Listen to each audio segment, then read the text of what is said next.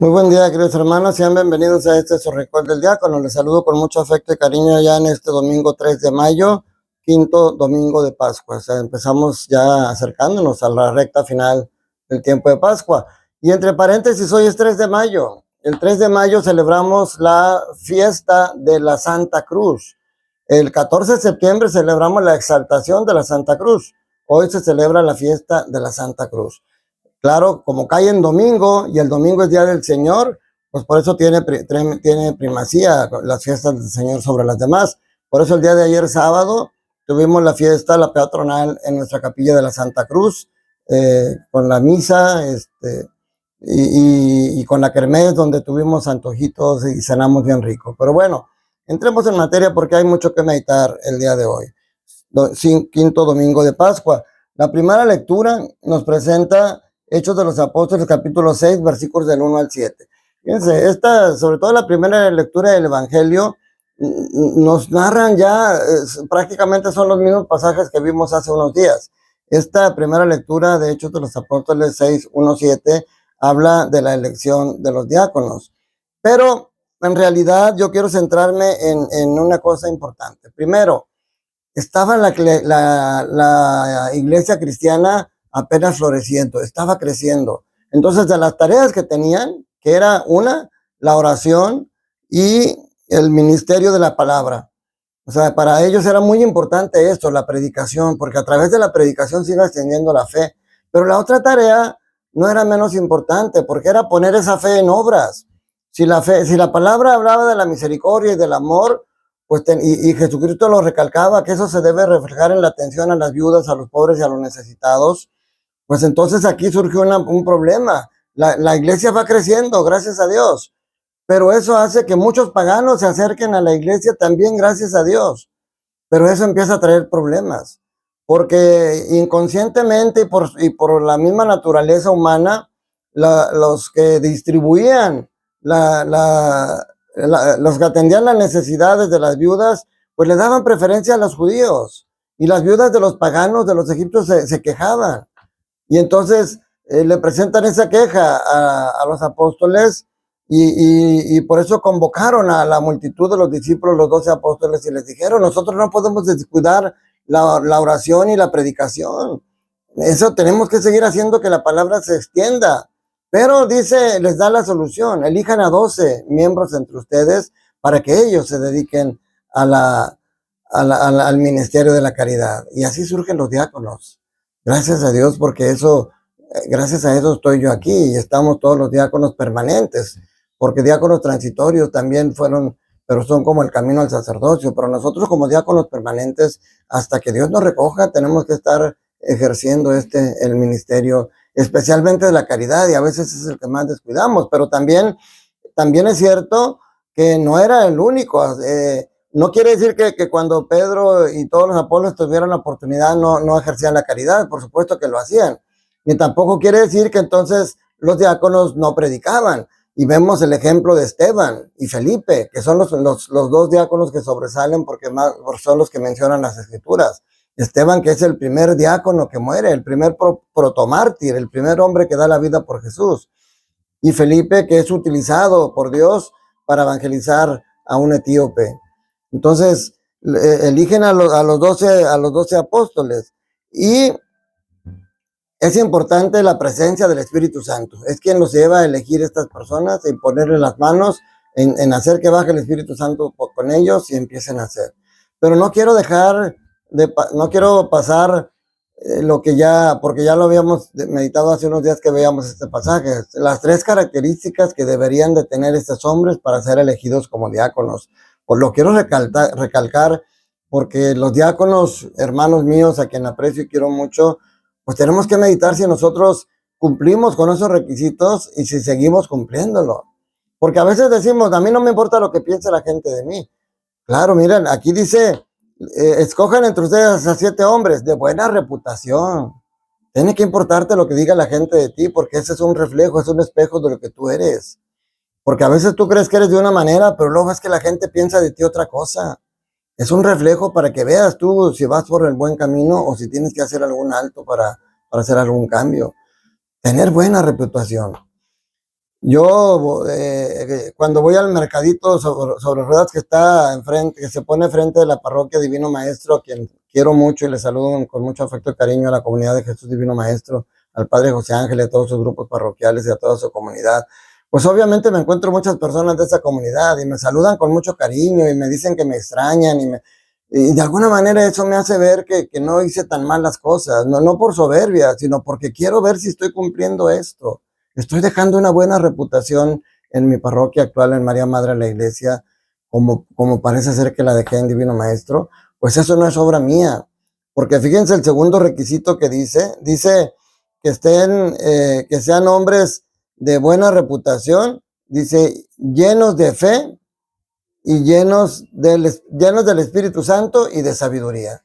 Y eso me tiene que cuestionar también si yo estoy todavía estando lleno del Espíritu Santo. Pero bueno, pasemos a la segunda lectura. La primera carta del apóstol San Pedro, capítulo 2, versículos del 4 al 9. Y también nos vuelve a recalcar la primacía de lo espiritual sobre lo material. Nosotros sabemos que las obras de misericordia hay corporales y hay espirituales, y las dos hay que practicarlas, obviamente. No podemos descuidar el servicio a la gente necesitada, pero para poder hacer eso, tienes que fortalecer tu espiritualidad. Por eso lo primero que dice San Pedro dice, acérquense al Señor Jesús, la piedra viva, rechazada por los hombres, pero escogida y preciosa a los ojos de Dios. Acérquense a Jesús. Eso es lo primero que tenemos que hacer, acercarnos a Él. No podemos conocer a alguien. Ayer decíamos lo importante de conocer y lo vamos a ver en el Evangelio. No podemos conocer a alguien si no estamos cerca de Él. Dice un dicho, si quieres conocer a Andrés, llévatelo 3 meses a vivir, vete 3 meses a vivir con él. La convivencia diaria es la que hace que se refuerce el conocimiento. Y Jesús es la piedra viva, la piedra preciosa, dice San Pedro. Pero dice, también ustedes son piedras vivas que van entrando en la edificación del templo espiritual para formar un sacerdocio santo. Y luego dice, destinados a ofrecer sacrificios espirituales agradables a Dios. A eso estamos destinados. Sí, también hacer las obras materiales, pero también, sobre todo, hacer los sacrificios espirituales. ¿Y cuáles son esos sacrificios espirituales? Pues yo le voy a mencionar nada más 3 porque hay muchas. Generosidad, ser generoso con las personas, generoso con mi tiempo, generoso con mi dinero. El perdón, ese es de lo más sublime, saber perdonar. Y el amor, practicar el amor con todo, pero no hacer el amor como lo ve el mundo, practicar el amor con confianza, con perseverancia, con tolerancia, con amabilidad. Esas son las cuestiones espirituales. Y el Evangelio, Juan capítulo 14, versículos del 1 al 2, también, fíjense, el Evangelio de hoy es una recopilación o concentra el pasaje que vimos el viernes y el pasaje que vimos el sábado. Y entonces, pues bueno, aquí nos meten un lío un poquito porque tenemos que predicar algo que ya predicamos ayer y antier. Pero bueno, aunque repita algunas cosas, es importante como quiera recalcarlas y tenemos que meditarlas. Dice, en aquel tiempo, primero viene la parte de lo que vimos el viernes. En aquel tiempo Jesús dijo a sus discípulos, no pierdan la paz. Fíjense, algo tan difícil en estos tiempos, con tanta inseguridad, con tanta violencia, con tantos problemas, con tantas dificultades, parece imposible hacer esto que dice Jesús, no pierdan la paz. Pero sustenta esa petición. Si creen en Dios, crean también en mí. Aquí se está refiriendo sobre todo, yo les decía cuando predicaba esto en mi parroquia, una de las cosas que más hacen que perdamos la paz es la muerte de un ser querido, porque es algo tan doloroso de lo que nunca te recuperas. Aprendes a vivir con eso, pero el dolor y el sufrimiento permanece. Y sin embargo sigues viviendo porque amas al Señor y porque tienes confianza en estas palabras que dice Jesús.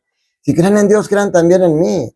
En la casa de mi Padre hay muchas habitaciones y voy a prepararles un lugar para que cuando yo vuelva los lleve conmigo, para que donde yo esté, estén también ustedes. Entonces, eso nos deja claro que nuestros seres queridos que han muerto, ellos han ido a ocupar ese lugar preparado ya para ellos desde el principio de los tiempos. Pero Jesús dice, ya saben ustedes al lugar a donde voy. Y las palabras importantes de Tomás, Señor, no sabemos a dónde vas. ¿Cómo podemos saber el camino? Jesús dice, yo soy el camino, la verdad y la vida. Jesús no dice, yo les voy a mostrar el camino. Jesús dice, yo soy el camino. O sea, tú tienes que ver el camino. en la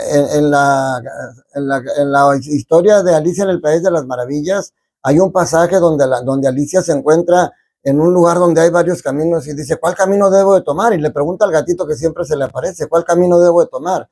Y le dice el gatito, ¿a dónde quieres ir? Y ella dice, a donde sea, lo que quiero es salir de aquí. Entonces el gato le dice, pues entonces toma cualquier camino, si quieres ir a donde sea. Pero eso nosotros como católicos sabemos que el mundo nos presenta muchos caminos, pero el camino para llegar al cielo es Jesús. Nadie va al Padre si no es por mí, dice Jesús. Él no nos muestra el camino, Él es el camino. No es la autopista. La autopista es rápida, ligera y cómoda. El camino es lento y es doloroso. Ese es el camino de Jesús. Yo soy la verdad, dice Jesús, porque todo lo que se dijo de Él fue cierto. Todo lo que se dijo de Él desde antes de que Él naciera, que iba a nacer, que iba a morir, que iba a dar la vida por nosotros, que iba a resucitar. Todo eso se cumplió, porque lo que dice Jesús siempre es la verdad. Y yo soy la vida, porque Él es el que nos da la verdadera vida. Pero luego vamos a la segunda parte. Le dijo Jesús, Señor, muéstranos al Padre y eso nos basta. Ayer estábamos predicando precisamente esto y platicando de esto. Hoy quiero enriquecer la predicación que hicimos ayer con una situación con la meditación de San Agustín. Porque le dice Jesús, Felipe, hace tiempo que estoy con ustedes y todavía no me conoces. Quien me ve a mí ve al Padre. Entonces, ¿por qué dices, muéstranos al Padre? Fíjense, San Agustín dice, al meditar esto, que quizá Felipe, él decía, sí, yo sé que tú eres similar al Padre, que verte a ti ver al Padre, pero yo los quiero ver a los dos. De alguna manera es una aproximación a la Trinidad, porque hasta aquí está hablando de dos personas distintas. Felipe parece quedarle claro, ok, yo viendo a ti veo al Padre, yo sé que son dos personas distintas, pero quiero ver a ese que es similar a ti. Quiero encontrarme con ese que es similar a ti. Es lo que dice San Agustín. Y luego, cuando Jesús dice, ustedes, si no me creen, den fe en mí. Dice, yo les aseguro, el que crea en mí, hará las obras que yo hago y las hará aún mayores, porque yo me voy al Padre. Fíjense, esto también es cierto y se cumplió, porque es más grande es más grande que te hagan el milagro con solamente tocar la sombra de una persona a tocar el objeto que trae puesto una persona. ¿Se acuerdan la mujer hemorroísa? Tocó la orla de Jesús, tocó el manto de Jesús y con eso quedó sana. Pero Pedro, ya en Hechos de los Apóstoles, dice que Pedro iba pasando y ponían a los enfermos a su paso para que con solamente que su sombra tocara, quedaran sanos. Y así era. Y no quiere decir que Pedro fuera más poderoso que Jesús, por supuesto que no. Porque por eso Jesús lo decía el día de ayer. Sí, el día de ayer, sábado, decía, cualquier cosa que pidan en mi nombre, yo la haré. Yo haré cualquier cosa que me pidan en mi nombre. Y Pedro lo tenía bien claro. Por eso en el primer milagro, cuando levantan a un paralítico, Jesús les dice Pedro, ¿por qué se asombran, judíos? ¿Acaso esto lo hicimos por nuestro propio poder? Esto lo hizo el poder de Jesucristo. El nombre de Jesús es el que hizo que este enfermo se levantara. Entonces San Agustín nos ayuda mucho a meditar esto. San Agustín es el que da esa reflexión que les acabo de decir. La sombra de Pedro sanaba de una manera más poderosa que tocar la orla del manto. Pero volvemos a lo mismo, no por el poder de Pedro, por el poder de Jesús. Es Jesús quien sigue actuando en ellos. Pedro lo deja claro en el primer milagro, por eso dice, pidan en mi nombre y conseguirán. Entonces, mis hermanos, aquí un poco repetitivo, pero termino diciéndole lo que decíamos ayer. ¿Cuánto hace que vas a misa y verdaderamente conoces a Jesús? Si verdaderamente lo conoces, vas a dejar que empiece a cambiar tu vida, vas a dejar que empiece a transformar tu corazón para que tus palabras y tus obras den testimonio de que conoces a Jesús. Que la bendición de Dios Todopoderoso, Padre, Hijo y Espíritu Santo, descienda sobre ustedes y sus familias y permanezca para siempre. Un fuerte abrazo. Felices Pascuas de Resurrección.